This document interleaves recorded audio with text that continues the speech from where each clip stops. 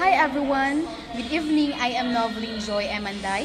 I am a student from University of Southeastern Philippines taking up Bachelor of Science in Agricultural Economics. So I am here because I want to share and discuss some point and important things about mixed economy. And I hope you will learn something and watch and learn. So thank you, God bless. Mixed economy. Before I discuss what is mixed economy, let me define first what is economy and economics. Economy is a system of organizations and institutions that either facilitate or play a role in the production and distribution of goods and services in a society. Economies determine how resources are distributed among members of a society. They determine the value of goods or services, and they even determine what sorts of things can be traded or bartered for those services and goods. While economics is the study of how society uses its limited resources, economics is a social science that deals with the production, distribution, and consumption of goods and services. Economics focuses heavily on the four factors of production, which are land, labor, capital, and enterprise. Now, let's find out what is mixed economy. A mixed economy is an economic system combining private and public enterprise. It features characteristics of both capitalism and socialism.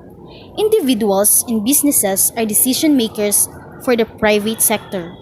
Government is the decision maker for the public sector. There is a greater government rule than in a free market economy.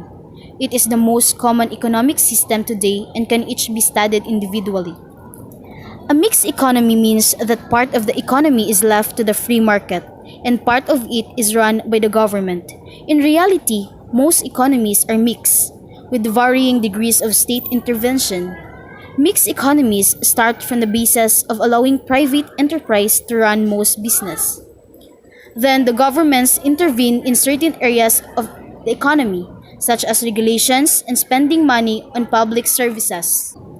What is the basic economic problem all about? The basic economic problem is the fundamental economic in operation of economy. Problem number 1. What to produce and in what quantities? The first central problem of an economy is to decide what goods and services are to produce and in what quantities. This involves allocation of scarce resources in relation to the composition of total output in the economy. Since resources are scarce, the society has to decide about the goods to be produced: wheat, cloth, roads, television, power, buildings, and so on. Once the nature of goods to be produced is decided, then their quantities are to be decided.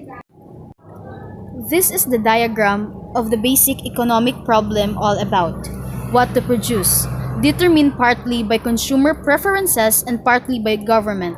How to produce, determined partly by producers seeking profits and partly by government. For whom to produce, determined partly by purchasing power and partly by government preference. Advantages of mixed economies. Most business and industry can be left to private firms. Private firms tend to be more efficient than government-controlled firms because they have a profit incentive to cut costs and be innovative. First is mixed economies can reduce the amount of government regulation and government control prevalent in the command economy. Second is mixed economies can enable some government regulation in areas where there is a market failure. Number 3 is regulation and the abuse of monopoly power. Example is prevent mergers, prevent excessively high prices. Number 4 is taxation and regulation of goods with negative externalities. Example is pollution. Number 5 is subsidy or state support for goods and services which tend to be underconsumed in a free market. This can include public goods like police and national defense, and merit goods like education and health care. Number 6 is a mixed economy can create greater equality and provide a safety net to prevent people living in absolute poverty. At the same time, a mixed economy can enable people to enjoy the financial rewards of hard work and entrepreneurship. And the last one is government can pursue policies to provide a macroeconomic stability. Example is expansionary fiscal policy in times of a recession. This is an example of having a mixed economy in US. The United States Constitution established a mixed economy. It protects ownership of private property. It also limits government interference in business operations that promotes the innovation that's the hallmark of a market economy. All the same time, the Constitution encourages the government to promote general welfare that creates the ability of use aspects of a command economy where needed. The Constitution also protects the rights of groups to practice their customary beliefs. For example, the Amish in Pennsylvania continue their traditional economies are now mixed economies. It is difficult to avoid, thanks to globalization. A country's people are best served through international trade. It's smart to import oil from Saudi Arabia, clothing from China, and tequila from Mexico. When a country encourages its business to export, it gives us some control. Second, the free market is the basis for the global economy. That's because no single government controls it. World organizations have implemented some regulations and agreements, but no world government has the power to create a global command economy. The benefits of mixed economies: private investment, freedom to buy, sell, and profit, combined with economic planning by the state, including significant regulation. Example is wage or price controls, taxes, tariffs, and state-directed investment. Example is the federal government bailed out. Countries with a mixed economy include Iceland, Sweden, France, the United Kingdom, the United States, Russia, and China, and also the Philippines. These countries have a mix of government spending and free market system based on the share of government spending as a percentage of gross domestic product. Some governments spend much more money in proportion to GDP, while others spend much less. Iceland's government spend is 57% of the country's GDP. That means that other 43% is a private industry. Sweden's government spending is 52% of its GDP.